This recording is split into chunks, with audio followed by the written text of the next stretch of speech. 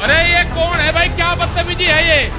है भाई, मतलब तुम ही लोग हो गए क्या जो यहाँ 15-20 लाख आदमी आ रहे हैं, तुम बदतमीजी करोगे?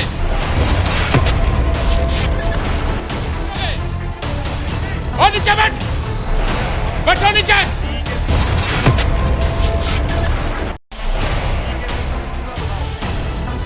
मतलब क्या बदतमीजी है भाई ये? मतलब कौन लोग हैं ये?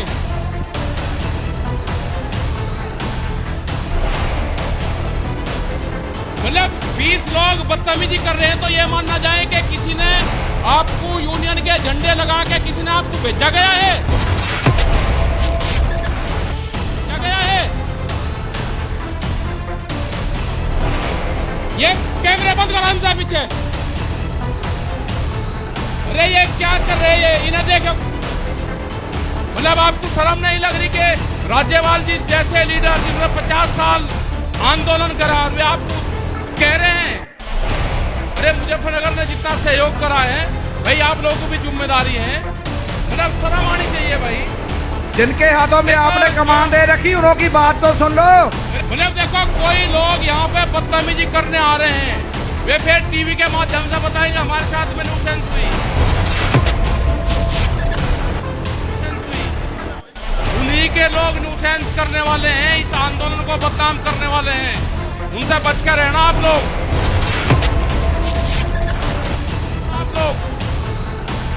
और ये जो यहाँ पे 50 लोगों का झुंड है, इन्हें मैं गिरवा कर फिर इनकी तलाश लूंगा, आप कौन सी विचारधारा का हो।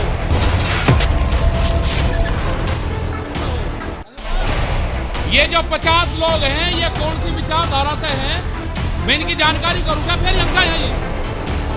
अगर आप खड़े हो गए, आपको यहीं घेर के मैं तलाशी ले लूंगा आपकी, आप हो कौन?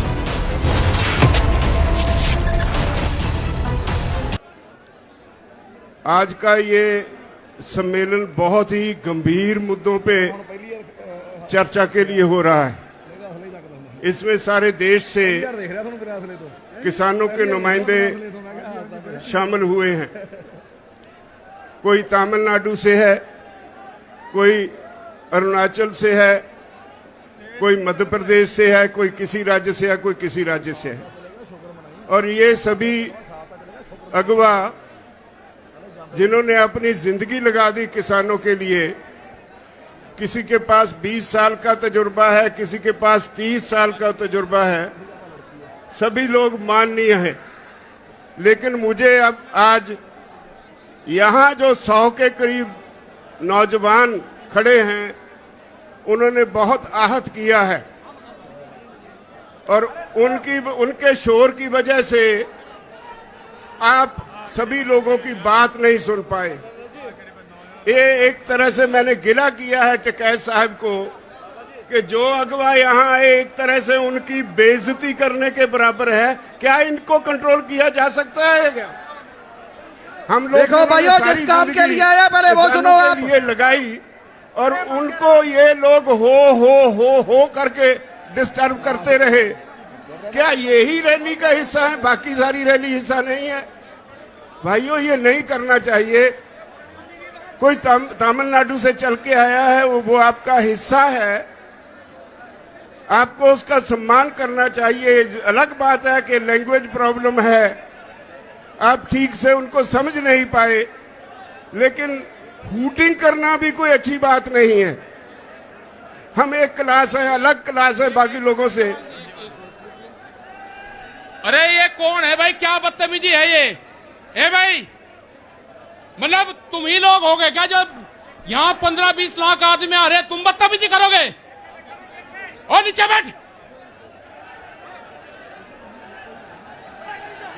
बैठो नीचे। के बीच में पूरा बैठाओ। मतलब क्या बदतमीजी है भाई ये? मतलब कौन लोग हैं ये?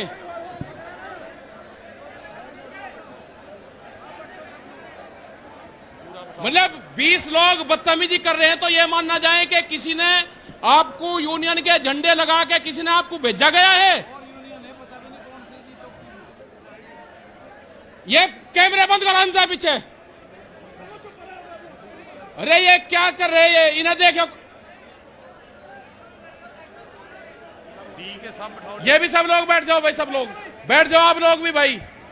मतलब जो पंजाब से लोग आए, हरियाणा से लोग आए, दिल्ली में आंदोलन चल रहा है, आप उनकी बात नहीं सुनोगे? मतलब आपको शर्म नहीं लग रही कि राज्यपाल जी जैसे लीडर जिन्होंने 50 साल आंदोलन करा और वे आपको कह रहे हैं, अरे मुजफ्फरनगर ने जितना सहयोग करा है भाई, आप लोगों को भी जिम्मेदारी है। आप बैठो भाई, सब लोग बैठो, यहां से प्यार से बैठो भाई, आप लोग सब बैठ जाओ। मतलब शर्म आनी चाहिए भाई। जिनके हाथों में देखो, आपने कमान दे रखी उनकी बात तो सुन लो, अरे जो ये- आपके लिए लड़ रहे हैं। एक मिनट, ये पूनम और ये होगी, इनको पीछे बैठाओ सबको इनसे। ये जो बैठे हैं इनको आप पीछे बैठा दो, जितनी जो लेडीज है ये आप बैठो, पीछे बैठ दो एक बार। तेज वाले को भी बिठा लो। हाँ, यहाँ बैठ लो आप। पूनम पंडित भी है, ये भी पीछे बैठो इनसे, आप लोग कैसा उन्हें भी हटाओ। तेज वाले को भी बिठा लो। और ये स्टेज के लोग भी नीचे बैठो। ये मतलब देखो, कोई लोग यहाँ पे बदतमीजी करने आ रहे हैं, वे फिर टीवी के माध्यम से बताएंगे हमारे साथ में न्यूसेंस हुई। उन्हीं के लोग न्यूसेंस करने वाले हैं, इस आंदोलन को बदनाम करने वाले हैं, उनसे बच कर रहना आप लोग। और ये जो यहाँ पे 50 लोगों का झुंड है, इन्हें मैं गिरवा कर फिर इनकी तलाश लूंगा, आप कौन सी विचारधारा से हो। ये जो 50 लोग हैं, ये कौन सी विचारधारा से हैं, मैं इनकी जानकारी करूंगा फिर यंका यहीं। अगर आप खड़े हो गए, आपको यंके यहीं घेर के मैं तलाशी ले लूंगा आपकी, आप हो कौन। आप शांति से बैठे रहे, बदतमीजी मत करो यहां पे।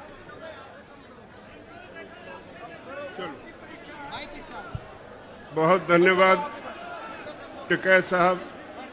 ऐसा नहीं कि हम आप सभी से नाराज हैं, आप हमारा हिस्सा है, हमारे भाई हैं, हमारी बहनें हैं।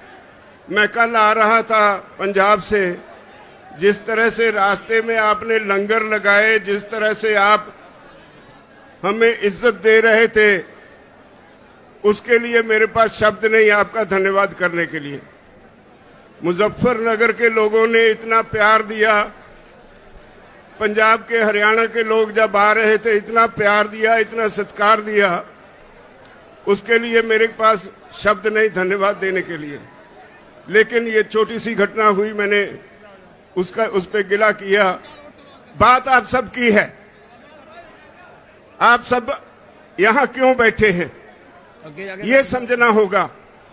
आज सारा देश एक खास तरह के संकट में है।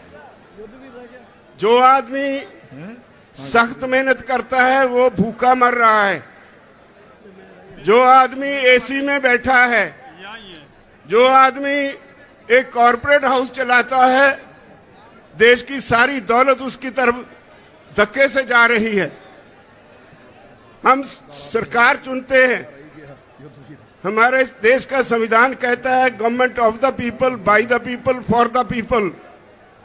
ये बदकिस्मती से हमसे एक गलती हो गई, ये हिंदू मुसलमान का नाम लेकर भाजपा वाले सत्ता में आ गए तो सरकार बन गई government of the people, for the corporate, by the people.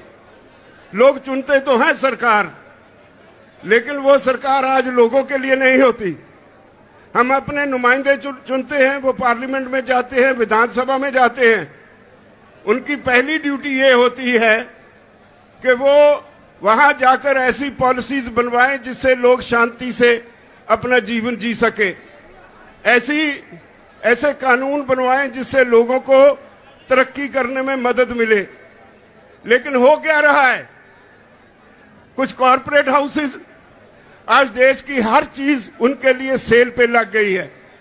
Railway बेच दी अडानी को, हवाई अड्डे अडानी को, तेल का बिजनेस अंबानी को, कम्युनिकेशन अंबानी को, एयरपोर्ट अडानी को। एक एक करके देश के असेट्स जो हैं, देश की जो मूल्यवान चीजें हैं, जो देश के लोगों के खून पसीने की कमाई से खड़ी की गई, वो सारी बेची जा रही हैं। तो अब कृषि सेक्टर रह गया था।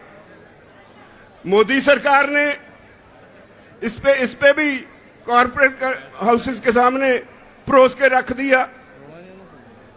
सारी दुनिया का फेल हुआ मॉडल हमारे देश के किसानों पे लादने की कोशिश की जा रही है।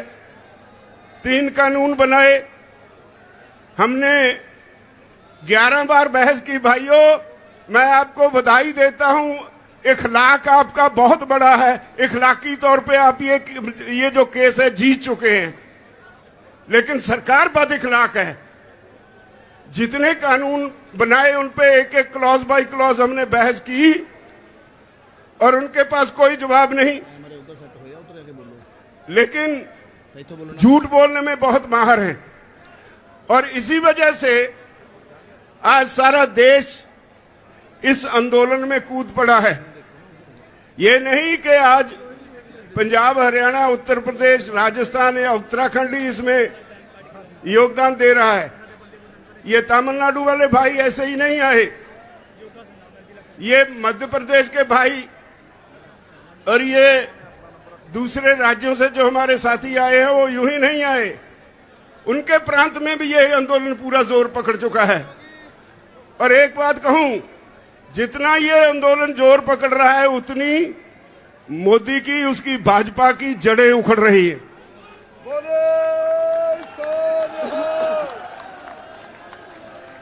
हमने बंगाल के चुनाव के वक्त कहा था कि हमारा काम नहीं है ये, अगर सरकार को वोट की राजनीति से बिना कोई बात समझ में नहीं आती तो हम वोट पे चोट करेंगे। हम बंगाल गए, वोट पे चोट की, तो आज कहां है वो जो पूरा जोर लगाया हुआ था अमित शाह और मोदी जी ने?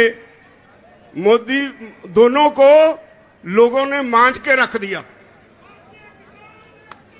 जिंदाबाद।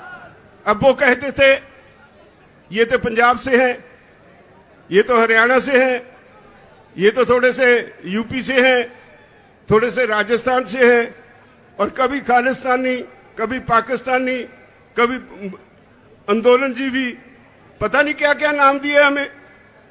जिसे अन्नदाता कहते थे उसे तरह तरह से गालियां दी गई।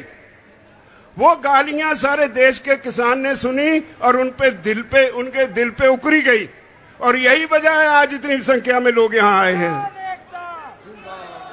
इतनी गालियां मेरे ख्याल में अपने जीवन में इस देश का किसान तो भूल नहीं पाएगा, कभी बीजेपी को माफ नहीं करेगा। अब वो कहते हैं राजहट है, कहने के लिए जवाब कोई नहीं। 9.5 महीने से किसान बॉर्डर पे बैठा है। पंजाब का किसान तो 2 महीने पहले रेलवे की पटरियों पे भी बैठा रहा। ये तो 1 साल से ऊपर हो गया पंजाब से शुरू हुए आंदोलन को। आज सारे देश का किसान सड़कों पे है और अब भी उन्हें समझ नहीं पड़ रही। आज का आपका ये इकट्ठ, ये एक वार्निंग सिग्नल है मोदी सरकार को कि राहे रास पर आ जाओ वरना मिटा दिए जाओगे। हम 27 तारीख को फिर एक हमने प्रोग्राम दिया है। अभी मेरे साथी कह रहे थे 27 तारीख को भारत बंद की कॉल दी है। इससे पहले भी हमने कई कॉल्स दी। संयुक्त मोर्चा यहां से कॉल देता है और सारे देश में वो सफल हो जाती है। अब 27 तारीख 27 सितंबर है। मेरी निवेदन है इस देश के किसानों के अलावा व्यापारी वर्ग को, मुलाजिम वर्ग को, वो गलतफहमी में है। ये आंदोलन सिर्फ किसानों का नहीं है, ये सारे देश के लोगों का आंदोलन है। देश की होंद का होंद बचाने का आंदोलन है, लोगों का अस्तित्व बचाने का आंदोलन है, भविष्य बचाने का आंदोलन है। बचोगे आप भी नहीं अगर इस किसान आंदोलन में साथ नहीं दोगे। बड़े बड़े कॉर्पोरेट हाउसेस, बहुत बड़े बड़े 10-10, 20-20 एकड़ में मॉल्स खोलने के लिए तैयार हैं यहां पे। अब कॉर्पोरेट हाउसेस के मन में एक पानी आ गया मुंह में। वो कहते हैं हर काम में घाटा हो सकता है, हर बिजनेस में घाटा हो सकता है, लेकिन कृषि में कभी घाटा नहीं होगा। इसलिए उन्होंने समझा कि हर आदमी खाना खाए बगैर तो जी नहीं सकता, तो जो कृषि में पैदा होता है उसको कब्जे में ले लो। आज दुनिया के विकसित देशों में, हाँ भाई फिर लगा लेना नारा, दुनिया के विकसित देशों में कॉर्पोरेट हाउसेस में दौड़ लगी है जमीन खरीदने की। लाखों हेक्टेयर जमीन एक एक कॉर्पोरेट हाउस खरीद रहा है। अगर वो सफल हो गए तो याद रखो, हर गरीब की रोटी अमीर कॉर्पोरेट हाउस के गोदाम में कैद हो जाएगी। ये देश दोबारा फिर गुलाम हो जाएगा। इसको बचाने की जरूरत है। इसको बचाने की जरूरत महसूस करके ये सारे देश का आंदोलन बन गया है।